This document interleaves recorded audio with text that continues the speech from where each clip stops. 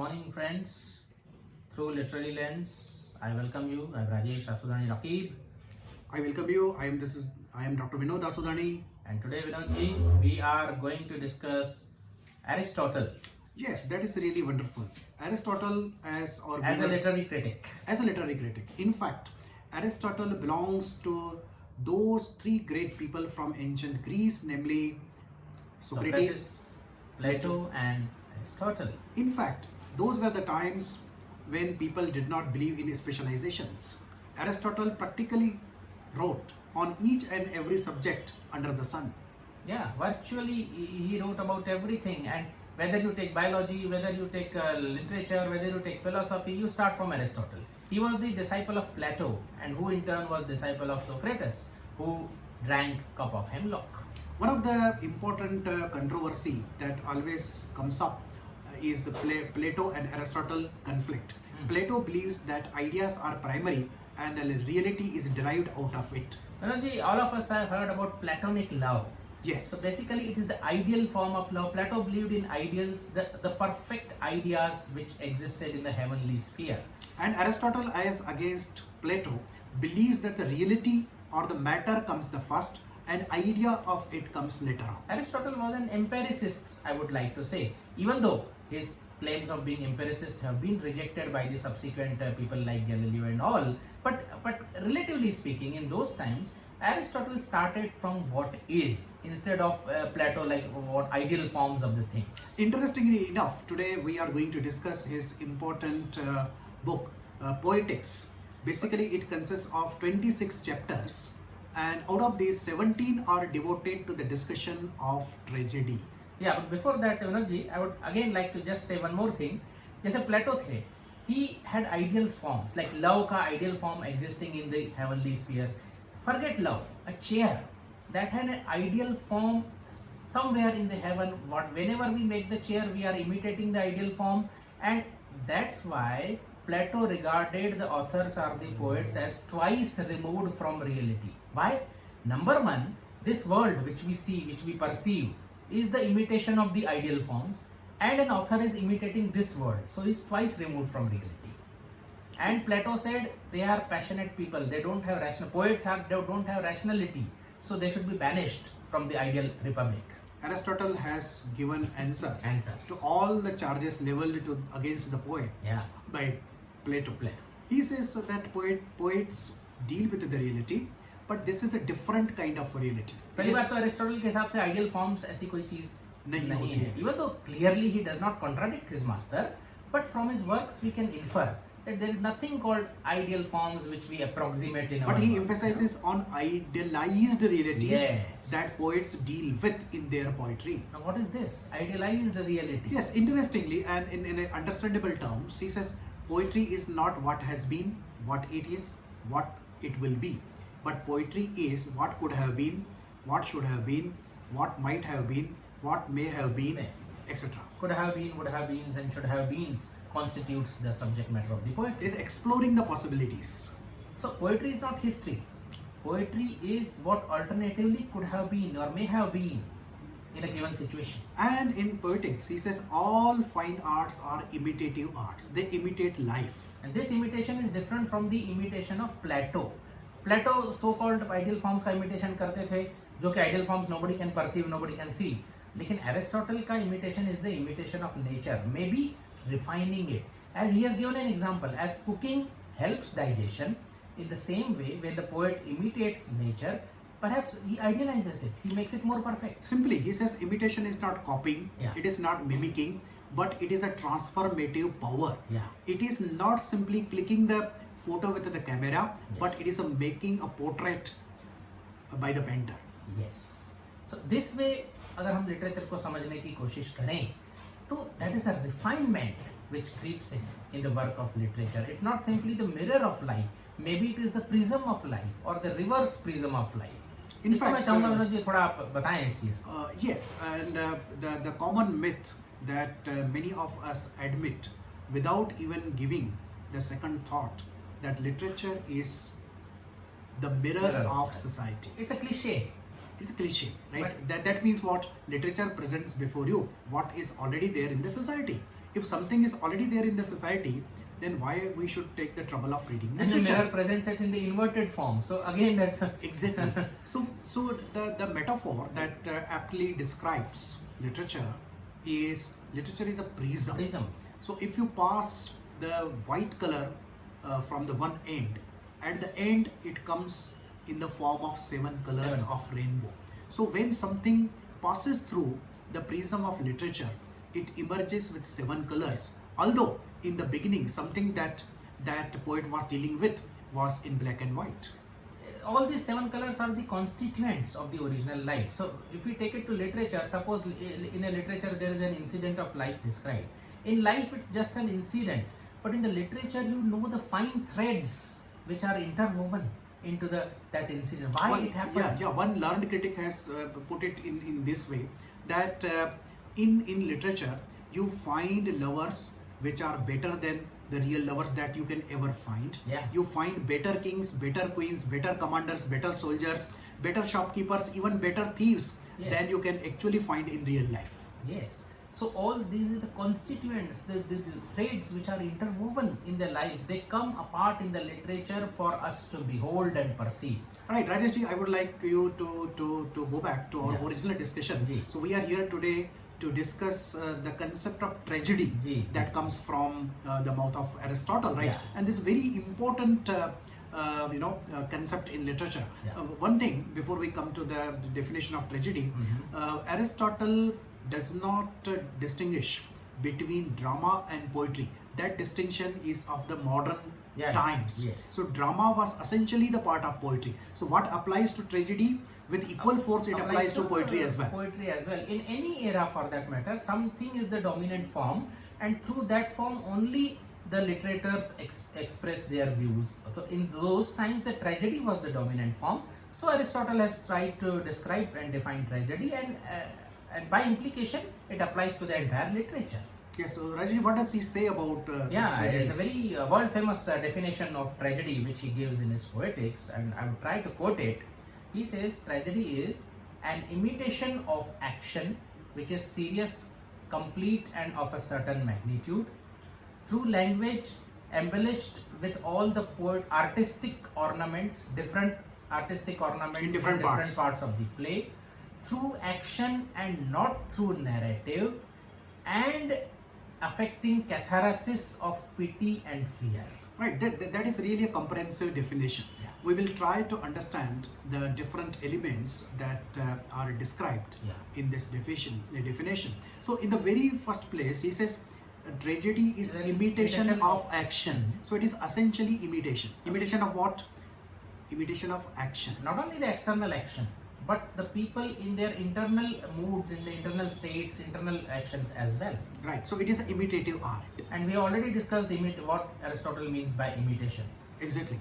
Then it is said it is a serious. Serious, Here, complete, and of certain magnitude. this is very important. By serious, he means it is weighty, important. So it is not the imitation of ordinary, trivial, day-to-day action, No. but it is the imitation of serious, important action in the life of dramatic persona.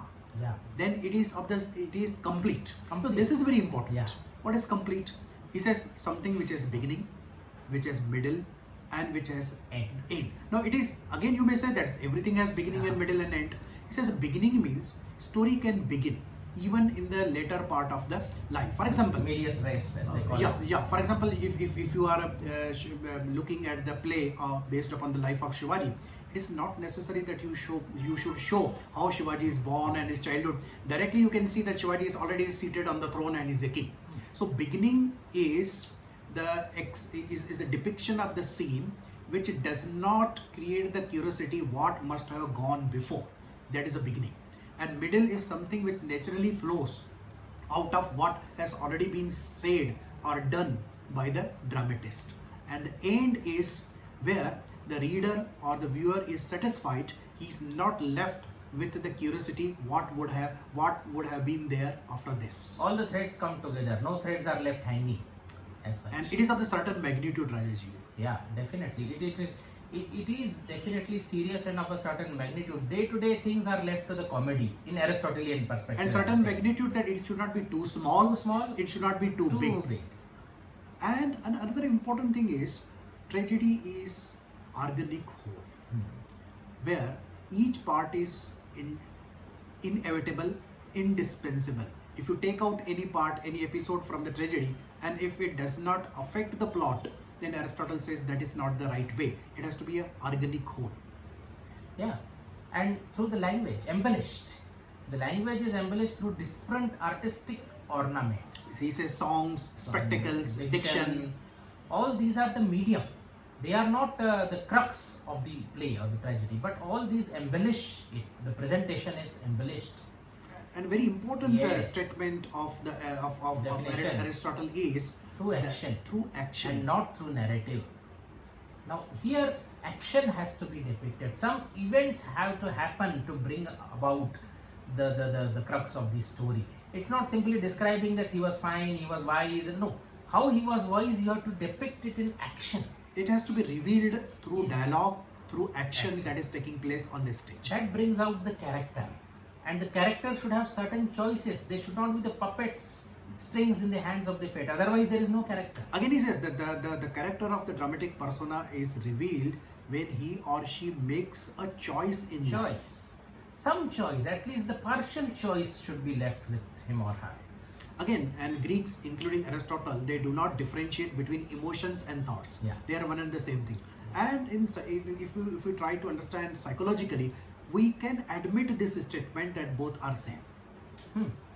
And importantly enough, the last part of the definition, which has been much debated about, is the catharsis of pity and fear. That What is is the this object, catharsis? goal That is of the tragedy. object. Now, some critics say that it doesn't belong to the literature. It is the question in experimental psychology that what is the effect of a literary piece on the audience. But Aristotle has included this in his definition. It's a very vital part of the definition that what the tragedy achieves. It is catharsis, and I would say not only the tragedy, as in the beginning we said, entire literature achieves this catharsis. Otherwise, it is of no value.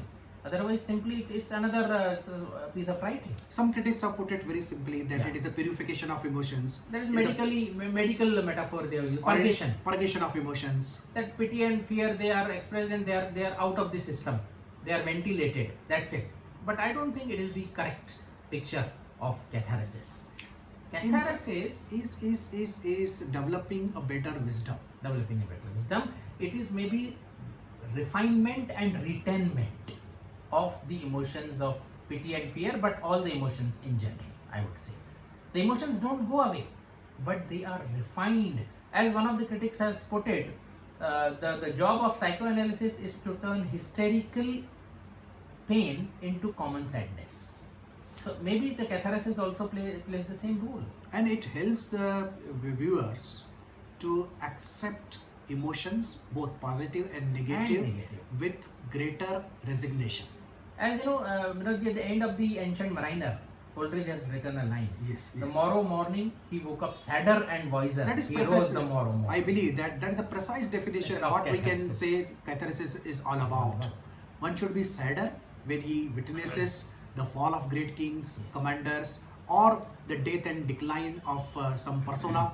Person definitely becomes sadder, but it is not Wiser. for the sake of sadness. Yes. He emerges wiser out of this experience. Now, Rajeshji, Aristotle has spoken of 6 elements Ji. of tragedy. Yeah. So far as I remember, Yeah. first is plot, Plot, then character, then thought, then diction, music, song, and spectacle. spectacle. So diction, song, and spectacle, they are ornamental function in the tragedy that we have already spoken of. And thought, of course, it is a part of emotion, and plot and character. These are two elements that he has devoted much of his attention to. Yeah.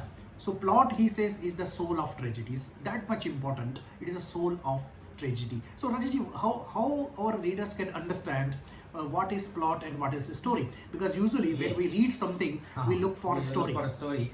But plot is something more than the story. It is the story properly interconnected, interwoven, and one thing leading to another by way of consistency, and it is the organic whole. To simply quote the example of E.M. Foster, the king died, the queen died, that's a story. Raja Rani, एक था राजा एक थी रानी, दोनों मर गए, खत्म कहानी. ये कहानी है. But plot is there. king died, and in the grief, the queen also died. That is the plot. So exactly, this is the same thing that Aristotle says, that the plot is arrangement of incidents in accordance with laws of necessity and probability. So in this way, the plot is very important, and it is the manifestation of the character. Plot and character are interrelated. What is plot but the illustration of the character? And what is the character? But it is revealed only through the plot. Exactly. So both are interrelated. Now, Aristotle, he speaks of 4 essentials of tragic hero. Who is a tragic hero? If he has these 4 characteristics. First is goodness, then appropriateness, then consistency, and likeness. So goodness, what does he mean by goodness? It is not a moral term. No. He's not saying that he should be free from every sin, every flaw, every vice in the world. But he should be prone to goodness. Yes. That is what he wants. That he should not suffer from any criminal tendency, he says moral turpitude. That is the term he uses it. And likeness, we can relate to him. He should share the characteristics of the class or the group of the society to which he belongs. That is, king should be kingly, and slave should be submissive. Woman should behave like a woman. Master should behave like a master. That is what he means by likeness. And appropriateness, again, almost the same thing. He says that he should behave like suppose some ordinary character is playing the role of Alexander. So he should look like Alexander. He should speak like Alexander. He should give orders like Alexander. That is what he means by appropriateness. And then consistency or truthfulness. That is something very important. One character cannot in the beginning behave in a certain way and then all of a sudden change course and behave in a different way. The consistency should be there throughout. If the character is pessimistic, he should be pessimistic throughout. Yes. Now Aristotle speaks of there are 3 types of plots. Simple plots, complex plots, and episodic plots. Obviously, he rejects the idea of episodic plots. So kind of, serials today that you watch on the television, they are episodic plots. Even if you miss 10 episodes, the story doesn't move forward at all. So simple plot, he says, which does not have peripeteia and anagnorisis, but the complex plots are one which have these 2 conditions. What are these peripeteia and anagnorisis? When a tragedy proceeds, some misfortune happens due to some hamartia, which we will come because that is the crux of the matter. Peripeteia is the sudden reversal of the fortunes. Something good was happening, he was progressing, all of a sudden some violent storm has arose in the life, and as a result the tables are turned. So it's a transition from ignorance to knowledge. Something you believe that your friend is absolutely good. And out of the blue, he turns out to be your enemy. So that is the reversal of your expectation. That is a transition from. See, here we can remind our readers of the example of King Lear. Shakespeare's tragedy King Lear is one of the 4 greatest tragedies that have come from the pen of this great bard. So King Lear, he divides his kingdom, and he believes that 2 of his elder daughters, Goneril and Regan, they are very affectionate to him. He believes like that, right? And gives his kingdom to them. And Cordelia, because she is silent, she doesn't say anything, he believes that she doesn't love him. So third daughter is simply exiled from the kingdom. But gradually the things turn to be, Cordelia is actually faithful to him. She is affectionate. She takes care of her father. Whereas the 2 elder daughters who grab his kingdom, they are absolutely dishonest and selfish. So this plot is a complex plot in the eyes of Aristotle. And when the storm comes and Lear goes out in the storm, that is the sudden reversal of the fortunes. And gradually he recognizes this fact that I was all along mistaken. That is recognition. Now the question arises, if Aristotle says that the tragic hero should be a good person, then why he should suffer? Then why there should be the decline in his life, and very often why he should die at the end of the tragedy. But before that, that is the Shakespearean concept where the hero dies in the end. However, Greek concept, including that of Aristotle about the tragedy, is not like that. Tragedy is not the tale that ends unhappily in Greek sense, but tragedy is that play which depicts life better than it actually is. And comedy is not the play that ends unhappily, that depicts life as worse than the actual life is. But in the Shakespearean sense, tragedy is that long story that depicts suffering of the hero, ultimately resulting in his death.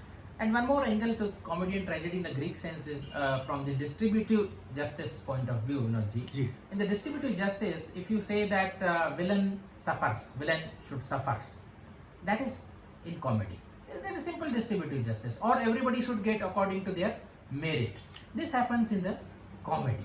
But in tragedy, what happens is the person who is apparently good, he is really good also. The kind of fortune he or she suffers is terrible, and we are shocked out of our sense. Why it should happen like that? So the suffering is disproportionate to the mistake or error that he has committed. Yeah. It is only then the sympathies of the viewers are evoked or enlisted. And that's called amercia. That's amercia. Before that, he says, if the very good person who has not committed any type of error in his life, if he suffers, that is shocking. That is totally shocking. out of touch. I mean, that is injustice. If villain suffers, that is okay. Okay. And everybody according to merit, that is also okay. Yes. But problem arises when a person who is partially responsible, he is good, basically preponderantly good, In majority of his decisions and actions, he is good, but by chance he commits a mistake. and that too maybe in ignorance. Ignorance. Then the suffering that is totally disproportionate to that fault. Very simply, I will quote a day-to-day example. Yeah. There is a person who always wears helmet. Yeah. But by chance, one day he forgets to wear helmet, and all of a sudden he is caught by the police. Yeah. So he is not a habituated, wrongdoer. Yeah. But by mistake that day he has forgot in hurry, and by chance he is caught by the police on And the same then day. the punishment is disproportionate maybe. Maybe his vehicle That may is be it. confiscated. Yeah. So that is a disproportionate, punishment. So here, in order to understand this concept of hamertia, Hamertia. I think we must quote Shakespearean hero Hamlet, Yeah. so that the people can better understand what we are trying to And say. hamertia literally means missing the mark. It is If error suppose of- you fire an arrow, miss the mark, it's not something very culpable, very morally wrong, but the kind of consequences which befall on you for missing the mark, if they are terrible enough, then that is true tragedy. And A.C. Bradley says it is error of judgment. It's error of judgment, and a tragedy is the immense spiritual waste. It is a at the end. miscalculating situation. Yes. It is missing the mark. Missing the mark. It is lack of ability to take appropriate decision under appropriate circumstances. And So that Hamlet- also arises primarily because of the goodness of the person. Yes. When we will analyze Hamlet, we will see. and it is unintentional And unintentional, arising out of the positive traits. and arising sometime out of the fate, because fate has Yeah. willed so. Fate is also there, supernatural.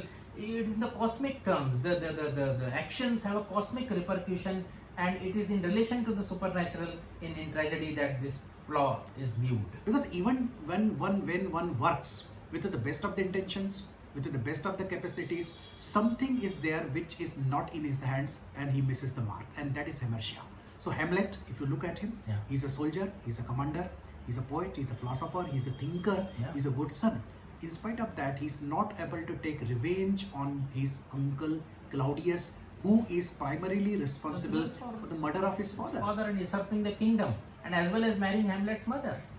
So his indecision, his ability not to take the decision to kill his uncle, is hamertia. And his indecision of Hamlet is that also arises out of his good nature. Basically, when his uncle is praying, he wants to kill him, but he says no. Why should I kill him while he is praying? Or otherwise, why should I revenge murder with murder? That is a prime concern of Hamlet. He says, my uncle has committed a murder. If I kill him, take a revenge, that means I am also a murderer. How it is going to be a justice? Only difference between him and me is of time only. So this is the moral dilemma. This is a bigger question than the simple question of retribution or revenge. So this hamertia, this fatal flaw, it's a very complicated concept which Aristotle has given, which we even can relate to our day-to-day life. But in tragedy, it assumes magnanimous proportions, and the fallout of that hamertia is totally devastating. It destroys a good person totally. Even in Othello, just a suspicion, Yes, doubt, jealous. He becomes Jealousy. jealous of his wife Desdemona, and he doubts Iago, his friend, and he goes to the extent of even murdering his own sweet and beautiful wife. Yeah. So Othello is a victim of jealousy, and King Lear is the victim of of arrogance and false judgment. Yeah, folly, I would say. And Simple. Macbeth, over ambition. Over ambition. All these are traits which are positive in a way. They are there with all of us, but certain conditions, under certain circumstances, they turn deadly and they backfire. So what Aristotle says with regard to Hamartia continues to be relevant even today. Yes, so here yes. we will, by the way of conclusion, we will say that the pronouncements of Aristotle are universal. And Vinodji, would you infer three unities which are much talked about of time, place and action? In fact, if you truly look at the text of Aristotle, only once he says that the action of the tragedy must last for the one revolution of sun. It may be 12 hours or 24 hours.